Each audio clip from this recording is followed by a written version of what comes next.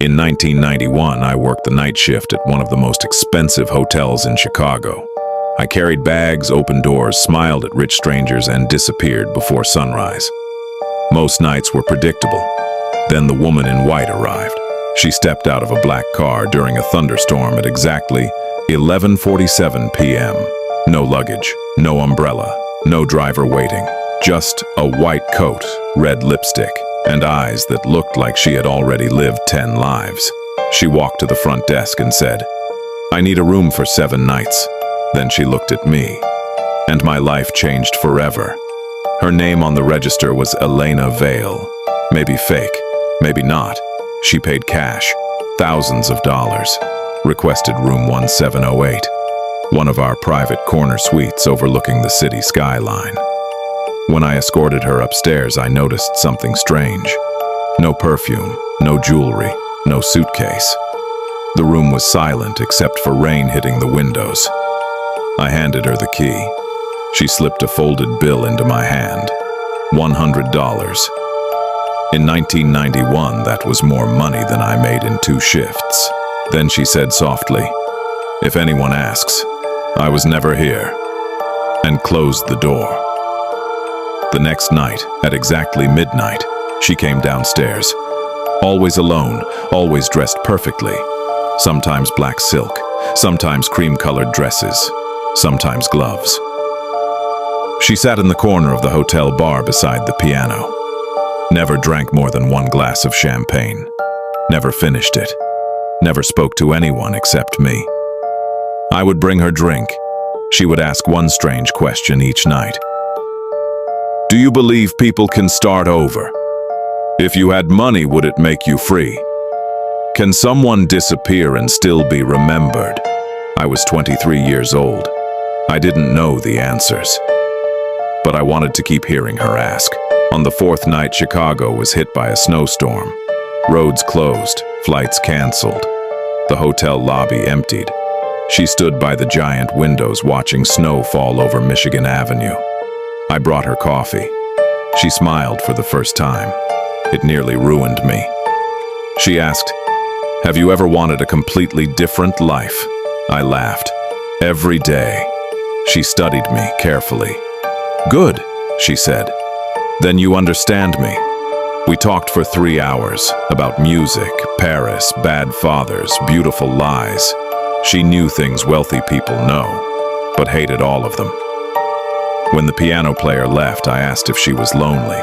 She answered, "I am surrounded by people. That is worse." The next evening, 2 men in dark coats entered the hotel. Not guests, too serious, too alert. They showed the front desk a photo. I only saw it for a second.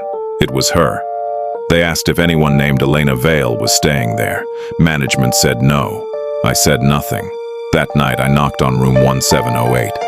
She opened the door immediately, as if she had been waiting. I told her. She didn't look surprised, only tired. Then she asked, "If I asked you to help me, would you?" I should have said no. Instead, I said yes. At 2 a.m., I borrowed the hotel manager's old Cadillac. She wore a dark scarf and sunglasses. Snow covered the streets. We drove through Chicago in silence. Finally, I asked, "Who are you?" She looked out the window, then said, "Someone who was born expensive." I laughed nervously. She didn't. Her family owned hotels, shipping companies, newspapers. Old money. The kind that buys politicians and ruins children. She had been engaged to a senator's son. A perfect business marriage.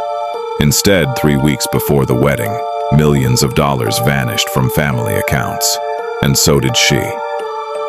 "I didn't steal it," she said, "but they needed someone to blame." We stopped near Lake Michigan. Waves hit frozen rocks. She turned to me. "Tonight is the last night they haven't found me." We walked along the empty lakefront in freezing wind. She was shaking. I gave her my coat. She laughed softly. "Now you look poor." I already was. She kissed me before I could think. Cold lips, warm hands. For one moment, Chicago disappeared. No family, no hotel, no money. just two people pretending time was kind. Then she whispered, "Don't fall in love with me." Too late. I returned to work at sunrise. Room 1708 was empty. Bed untouched, closet empty, bathroom dry. She was gone. On the desk sat an envelope with my name. Inside was $10,000 in cash and a note. "You reminded me who I was before they named me. Do not look for me. Live beautifully." Signed only with the letter E. There was one more thing. A newspaper clipping. Iris vanishes before society wedding. Photo, Elena Vale. Same eyes, same smile, different cage. I never married, never stayed poor either. I used the money to start a small business, then another. Eventually I owned 3 restaurants. But every winter when snow hit Chicago, I thought of her. In 2012, I was in Paris for work. A tiny cafe, rain outside. I looked up, and there she was. Older, beautiful, calm, reading a book near the window. I froze. She looked at me, smiled slowly, exactly the same smile. I walked toward her. My phone rang. 1 second. When I looked back, she was gone. No coat, no bill, nothing. Only one thing left on the table, a napkin with 6 words written in lipstick. "I told you not to look. Some people enter your life for a week and stay there forever.